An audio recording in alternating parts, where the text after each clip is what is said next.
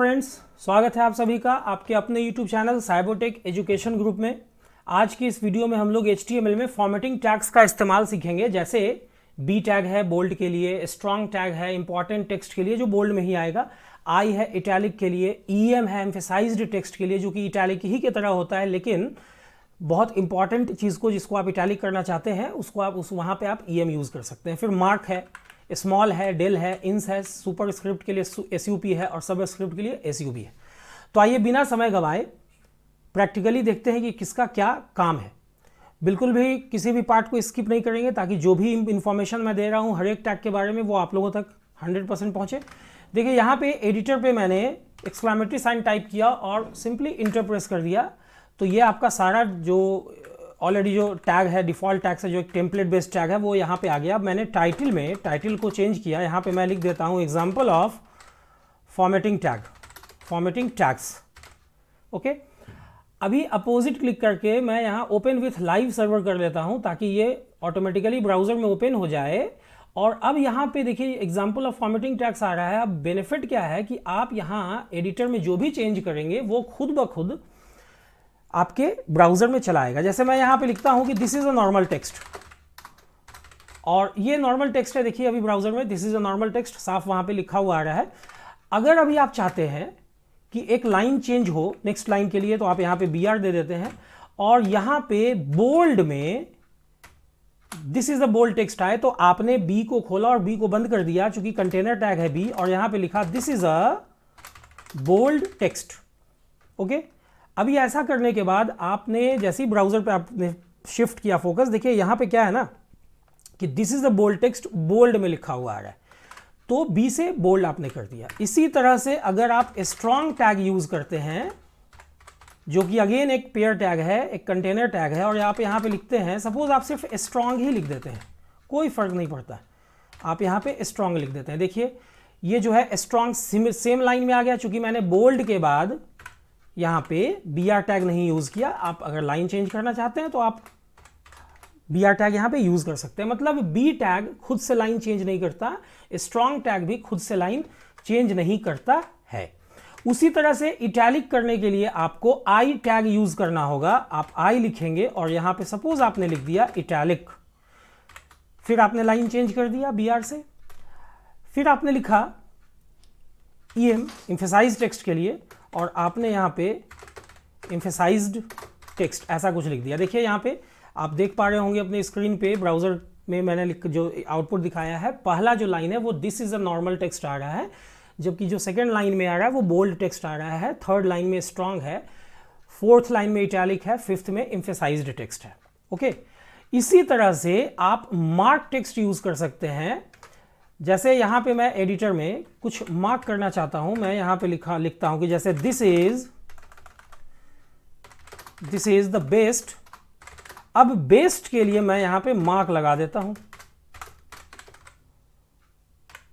This is the best example, ऐसा आपने लिख दिया। अभी देखिए आप जैसे ही यहाँ पे ब्राउजर पे आएंगे तो देखिए दिस इज द बेस्ट, जहां बेस्ट में वो हाईलाइटेड है, वो मार्क टैग के वजह से वो पोर्शन जो है ना बेस्ट वो हाईलाइटेड हो गया। अगर मैं पूरे सेंटेंस को हाईलाइट कर दूं, अगर यहाँ पे जैसे इस मार्क को अगर मैं यहाँ से हटा के, ओके, और ये पूरा यहाँ से बिल्कुल यहाँ तक आप अगर मार्क लगा देते हैं तो ये जो है आपका ये चीज़ चूंकि ऑटोमेटिकली क्लोज होता है एडिटर की वजह से, आप यहाँ पे पेस्ट कर देते हैं this is the best example, और यहाँ पे आप लाइन को चेंज कर देते हैं तो आप देखेंगे कि this is the best example. चूंकि मैंने BR टैग यूज़ किया EM के बाद तो अगले लाइन में आ गया और पूरा का पूरा this is the best example जो है वो उस पर मार्क लग गया, वो हाईलाइट हो गया।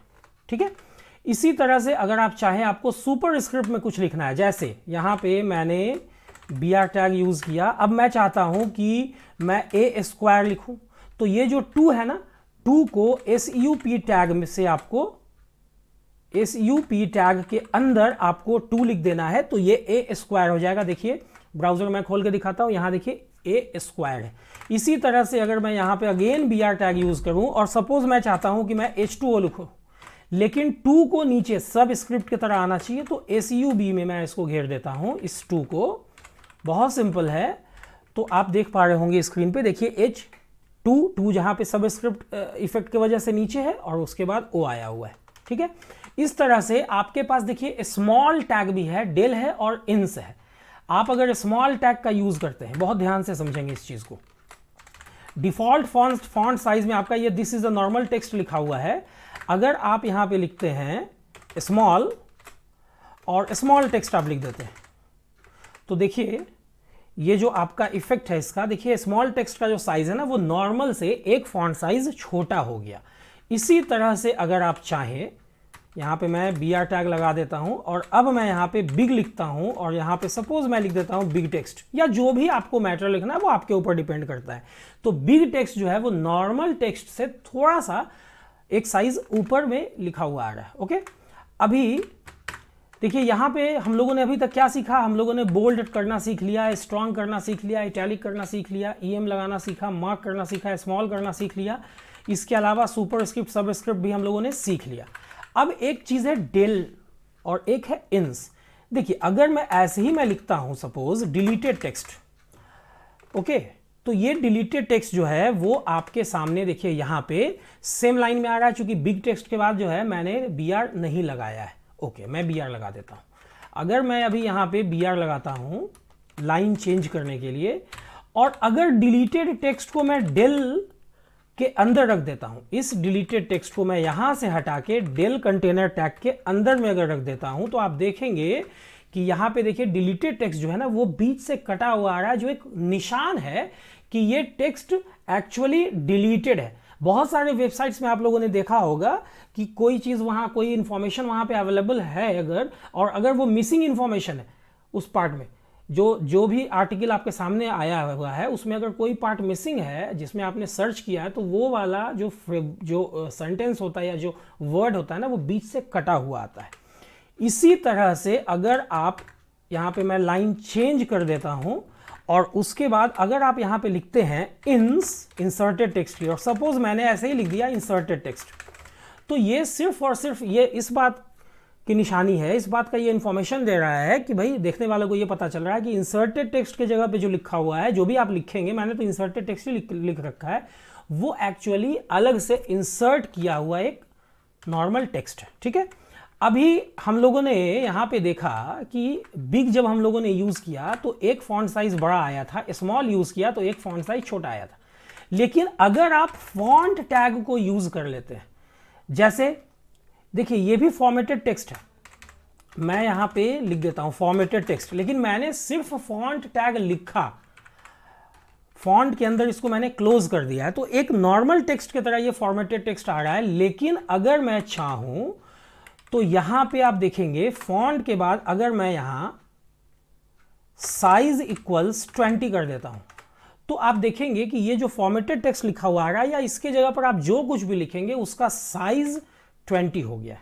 ठीक है, इसी तरह से अगर आप कलर चेंज कर देते हैं, कलर में आप सपोज डाल देते हैं रेड, तो आप देखेंगे कि यहां पे फॉर्मेटेड टेक्स्ट का जो कलर है वो बाय डिफॉल्ट तो ब्लैक था, लेकिन अभी ये आपके दिए हुए कलर के हिसाब से, रेड के हिसाब से रेड हो गया। आप अगर यहां पे इसको येलो कर देते हैं तो आप देखेंगे कि ये जो है देखिए फॉर्मेटेड टेक्स्ट येलो हो गया। चलिए मैं इसे रेड कर देता हूं वापस से। ओके, अभी देखिए बॉडी में भी, बॉडी एक टैग है, यहां पे देखिए बहुत ध्यान से समझिए, यहां पे फॉन्ट एक टैग है, जबकि साइज जो है वो फॉन्ट टैग का एट्रीब्यूट है या प्रॉपर्टी भी इसको कहा जाता है, और 20 जो है उस पर्टिकुलर प्रॉपर्टी का, साइज का वैल्यू है। सिमिलरली कलर भी जो है वो फॉन्ट टैग का एक प्रॉपर्टी है, एक एट्रीब्यूट है, जहां पे रेड जो है वो कलर का वैल्यू है। इसी तरह से अगर आप चाहें तो यहां पे लिख सकते हैं फैमिली या फेस, आप ऐसा लिख सकते हैं फेस इक्वल्स, आप फॉन्ट भी चेंज करना चाहते हैं, आप यहां पे चाहते हैं कि भाई मोनोटाइप कोर्सिवा लिखा हुआ है, मतलब मोनोटाइप कोर्सिवा फॉन्ट में लिखा हुआ मैटर है, तो हल्का सा मोनोटाइप कोर्सिवा के साथ क्या है ना कि वो इटैलिक हो जाता है, जैसा कि है। आप यहाँ पे अगर कोई दूसरा फॉन्ट ले लेते हैं, जैसे सपोज मैंने ले लिया टाइम्स न्यू रोमन, ओके, तो आप देखेंगे कि यहाँ देखिए लिखने का स्टाइल थोड़ा सा चेंज हो गया, अब सीधा हो गया। तो ये अलग अलग फॉन्ट का जो इफेक्ट है, आप किसी भी टेक्स्ट एडिटर से वो इफेक्ट देख सकते हैं और उसके हिसाब से अपने पसंद के हिसाब से आप वहाँ पे कोई भी फॉन्ट लगा सकते हैं।